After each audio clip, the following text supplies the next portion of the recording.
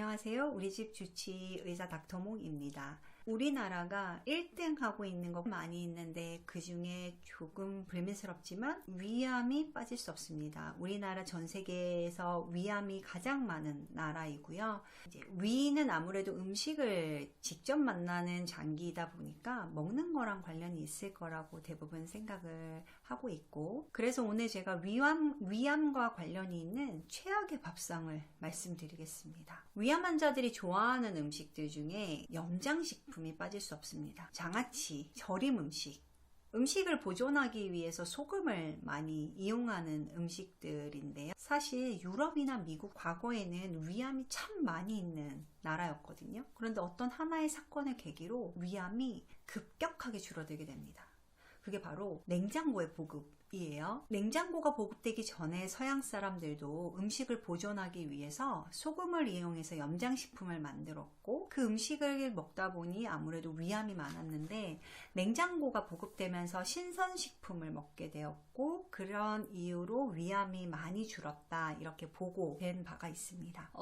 우리나라는 그 염장식품을, 그러니까 예를 들면 깻잎 장아찌나 오징어 젓갈을 냉장고에 보관해서 오래오래 드시거든요. 아무래도 반찬을 먹는 문화다 보니 장아찌와 젓갈이 빠지지 않고 사라지지 않는 것 같습니다. 그런데 위암 환자들은 이런 음식을 정말 좋아하시고, 사실 밥에 오징어 젓갈, 밥에 명란젓 이렇게만 드시는 경우도 꽤 많으시거든요. 그래서 짠 음식은 위벽을 가장 많이 손상시키는 것이라고 생각하시면 될 것 같아요. 나도 모르게 먹는 그 짭조름한 맛이 위는 정말 고생하는 게 되는 거구나, 이렇게 생각하시면 좋겠고요. 이렇게 많은 종류의 장아찌와 젓갈이 있습니다. 이 좋은 재료들을 이용해서 장아찌와 젓갈을 만들기보다는 그 신선식품 그 자체를 즐기시는 것이 훨씬 더 위에는 부담이 적은 거죠. 깻잎 장아찌를 드시기보다는 깻잎을, 오징어 젓갈을 드시기보다는 오징어 자체를 다르게 해서 드시는 게 훨씬 위에는 부담이 덜 간다, 이렇게 생각하시면 좋겠습니다. 위암 환자들의 식습관 공통점 두 번째인데요. 조림 음식을 정말 좋아하세요. 간장을 이용한 다양한 조림들이 있고, 특히 요즘에는 만능 간장 조리법이 한참 유행을 하면서 많이들 간장을 애용하고 계세요. 소금보다 더 위암과 관련이 있을 거라고 생각하는 것 중에 하나고요. 우리는 짜고 맵게 먹고 일본은 달고 짜게 먹고 있습니다. 갈치조림, 고등어조림, 우엉조림, 두부조림 등등 많이 있는데요. 예를 들면 두부조림을 드시기보다는 두부를 드시고, 가능하면 재료를 신선하게 활용할 수 있는 조리법을 사용하시면 좋겠고요. 거기에 우리나라는 또 맛있는 음식이 또 있어요. 불고기와 그 돼지갈비인데요. 불고기랑 돼지갈비도 사실 간장에 재웠다가 드시는 거잖아요. 가능하면 생고기로 이것도 드시는 게 좋을 것 같고요. 불고기도 그냥 그 자체만 볶아서 소금 약간만 찍어서 드셔도 참 맛있거든요. 그래서 매번 간장에 재운 거의 간장 맛으로 드시는 음식보다는 식품 자체의 신선함을 느끼실 수 있는 식사를 하시는 것이 도움이 되시겠습니다. 위암 환자들이 가지는 식사 공통점 3번, 찌개를 정말 사랑합니다. 찌개 없이는 내가 밥을 먹을 수 없다. 찌개와 탕 없이는, 찌개 아니면 탕 아니면 국은 있어야 된다, 이렇게 말씀하시는 분들이 대부분이세요.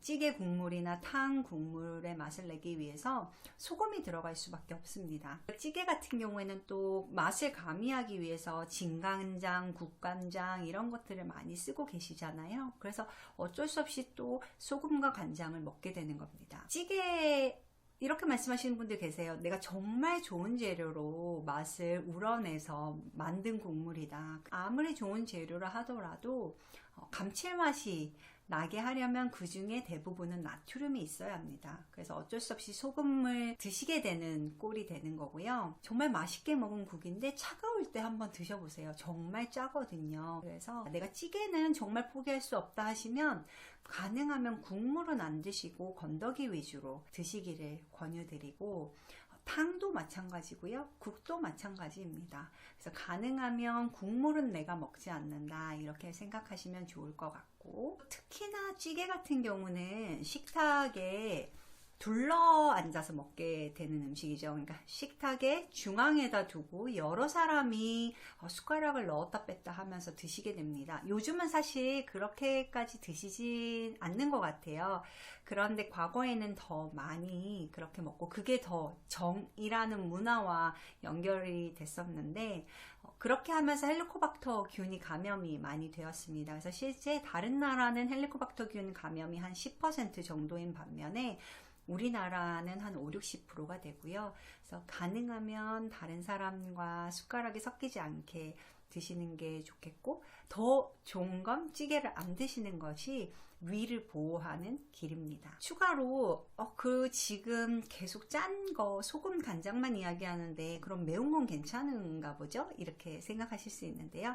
매운 음식이 맛있으려면요, 소금이나 간장이 들어갈 수밖에 없습니다. 그래서 매운 음식은 결국엔 짠 음식이에요. 그래서 매운 음식도 너무 자주 드시지 않는 것이 바람직하겠습니다. 그러면 제가 오늘 최악의 밥상을 여기 제안해 보겠습니다. 빨간 김치찌개에 두부조림, 장조림, 김치와 달랑무, 오징어 젓갈, 깻잎입니다. 웬만하면 신선한 재료 그 자체를 활용한 음식을 드시기를 권유드리고, 오늘 한 끼 식사를 생각하실 때에 장아찌, 조림, 찌개 이런 게 세 개가 동시에 있는 식단은 내 위가 정말 고생하는 식단이구나, 이렇게 생각하시면 좋을 것 같습니다.